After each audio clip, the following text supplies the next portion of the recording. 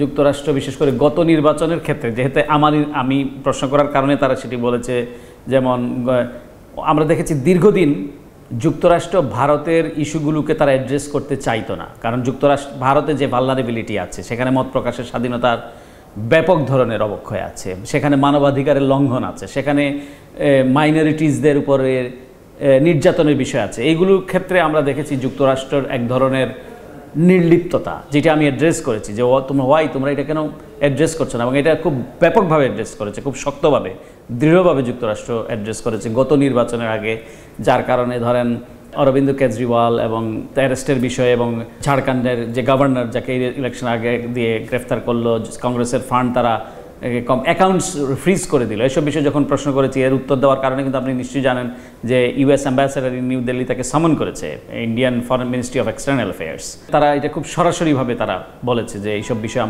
অবশ্যই আমরা ইন্ডিয়ার সাথে আমরা অ্যাড্রেস করি। তারা এই হিউম্যান রাইটসের ভায়োলেশনের বিষয়ে তারা অ্যাড্রেস করে, তারা মাইনরিটিসদের বিষয়টাকে অ্যাড্রেস করে। তো সুতরাং এইসবের ভিতর দিয়ে কিন্তু আবার যুক্তরাষ্ট্রের সঙ্গে ভারতের একটা বিশাল অর্থনৈতিক সম্পর্ক আছে। তারা প্রায় ধরেন সেখানে $1 ট্রিলিয়ন একটা engagement, ICT, information technology sharing, নানা বিষয়ে তাদের সেখানে আছে। একটা বিশাল ডায়াসপোরা ইন্ডিয়ান ডায়াসপোরা যুক্তরাষ্ট্রে আছে, তাদের নানা কারণে তাদের ইন্ডিয়ান বংশোদ্ভূত, যদিও তারা আমেরিকান পলিসি, বাট অরিজিন তো ধরেন সেখান থেকে গিয়েছে, তাদের একটা ইনভলভমেন্ট সব জায়গাতেই আছে, এবং এটা বড় রাষ্ট্র, স্বাভাবিকভাবে তাদের একটা বিশাল ডায়াসপোরা কমিউনিটি আছে, এবং তারা যে সমস্ত ক্ষেত্রে কন্ট্রিবিউট করার কথা, সে সমস্ত ক্ষেত্রে তারা অভিন্ন স্বার্থে কন্ট্রিবিউট করছে। গুড লাক পেনের সফট অয়েল বেসড ইঙ্ক দেয় নিখুঁত লেখার আত্মবিশ্বাস। Good luck pen, make your luck. বাংলাদেশের অন্তর্বর্তীকালীন সরকার প্রধান ডক্টর অধ্যাপক মোহাম্মদ ইউনূস তিনি ভারতের 7 সিস্টার্স নিয়ে মন্তব্য করেছেন। এই মন্তব্য নিয়ে যুক্তরাষ্ট্রের মিত্র কোয়াড আছে, তারা কী ধরনের প্রতিক্রিয়া দেখাচ্ছে? প্রথমত হলো যুক্তরাষ্ট্র খুব বক্তব্যের কারণে কোনো সময় কোনো প্রতিক্রিয়া দেখায় না। আপনি you can say anything and everything.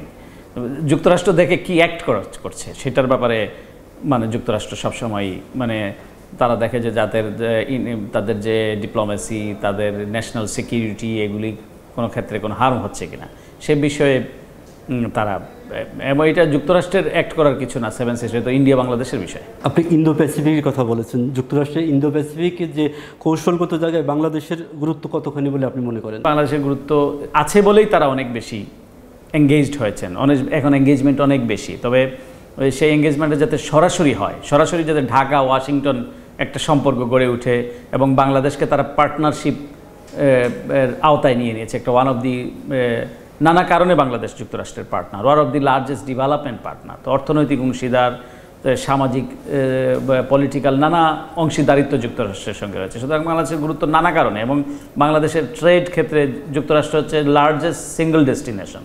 আমাদের জাতীয় যে 20% আমরা তাদের এফডিআই, ফরেন ডাইরেক্ট ইনভেস্টমেন্ট, যেটা 20%-এর মতো, 18% আমাদের টোটাল এক্সপোর্টের 18% যুক্তরাষ্ট্রে। সুতরাং এবং অবশ্যই যুক্তরাষ্ট্রের যে নানা সেখানে যে IMF, ওয়ার্ল্ড ব্যাংক, তাদের যে ইনভলভমেন্ট, তো নানা কারণে বাংলাদেশের গুরুত্ব আছে, এবং এই গুরুত্বটা আরও বেড়েছে এখন।